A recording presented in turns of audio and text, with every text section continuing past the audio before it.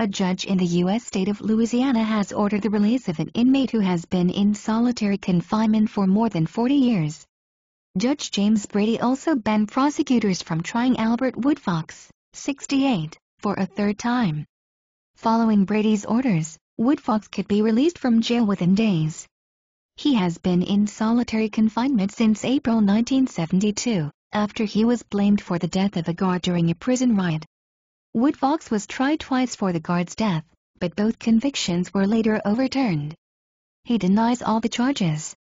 He was confined for 23 hours a day, with an hour outside his cell to walk alone along the tier on which his cell is located, according to court documents from a case challenging his prison conditions. Exercise was permitted 3 times a week and there were restrictions on personal property, reading materials, access to legal resources, work, and visitation rights.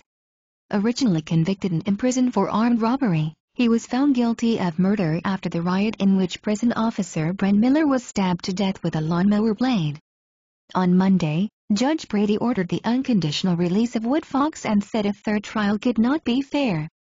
But a spokesman for the Louisiana Attorney General said prosecutors would appeal to make sure this murderer stays in prison and remains fully accountable for his actions. Woodfox is currently being held at a detention center where he was placed in isolation ahead of his trial. He is one of 3 men who were held in solitary confinement at the maximum security Louisiana State Penitentiary known as the Angola 3, as the prison lies next to a former slave plantation called Angola.